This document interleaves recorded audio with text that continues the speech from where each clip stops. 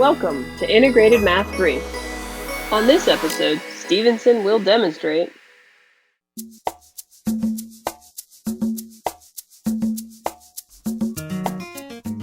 Let's continue to build on our solving skills. So here we have an equation that says solve 2 times sine of x plus radical 3 equals 0 over the domain of negative pi over 2 to pi over 2. Now this is going to change how we approach what we're looking at here, but we'll come back to that. So the first thing I want you to notice the sine of x function is not isolated. So our first step is to isolate that. So we're going to move the root 3 to the right, and we're going to move the 2 to the right.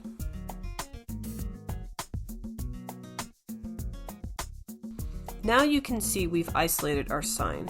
So we're trying to look for an angle such that when we take the sine of it, we get negative root 3 over 2. Let's go to our unit circle and think about where this could exist. Now sine is negative down here.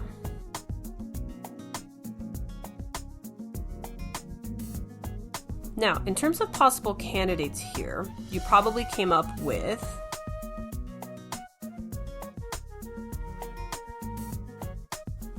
So hopefully you recognized on your unit circle that when you take the sine of these two angles, you get negative root 3 over 2. Here's the problem. The domain is only on this interval. So what does this mean? Let me show you how to interpret this. We always start on the unit circle here. The farthest we want the x values to go is positive pi over 2. So here's what this means. On the graph, it only wants you to go to pi over 2 on the x side. Okay. But then it only wants you to go to negative pi over 2 on the other side. So this is the only piece of the sine function you can use. That's what this means. Now, what does this mean in terms of the unit circle? Well, watch. Because my angle's positive pi over 2, I can go up to here. And I can include it. See the equal to? I can include it. So I can include any values in this quadrant. Now, this is negative pi over 2. That means I must go in this direction. And again, I can include in that point there, I can include only anything in here. So what's the problem?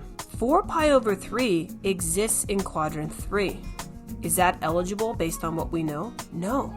So we can't use it. Well, 5 pi over 3 must be okay, right? It's over here in quadrant 4. Here's the problem. 5 pi over 3, because it's positive, requires you to go all the way around to here to get to that angle, doesn't it? That requires you to travel through quadrants 2 and 3, which are restricted. They're off limits. So we can't use 5 pi over 3. We need to figure out what other angle could we use to get us at the same location. Whatever it is, it's going to be negative because we want to go in that direction. Hopefully you figure out it's just negative pi over 3. If I go down 1 pi over 3 here, I'm now at 5 pi's over 3. So this is my answer.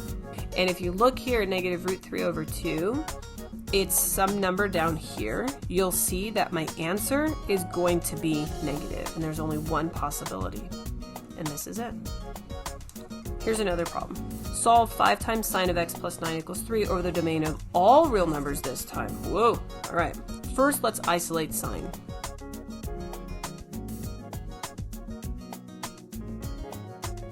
So let's look at this. Now, this is asking what angle when you take the sine of it gives you negative 1.2.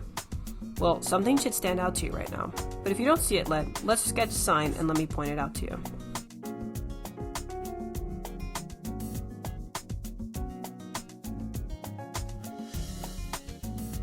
Now this problem does go on forever, right? We know that. But what does it want? It wants the sine, the angle where when you take the sine of it, you get an output of 1.2, and it's negative. Okay, so let's look down here. So if this is negative 1, but it wants negative 1.2, so let's just say it's negative 1.2. We have a problem. That's outside the range of the sine function. My sketch is not accurate here, ignore that, right? I just kind of exaggerated that. But we know the range of sine is negative 1 to 1. It's asking for an output that's outside that range. That does not exist. So it doesn't matter the domain is all real numbers. This will have no solutions.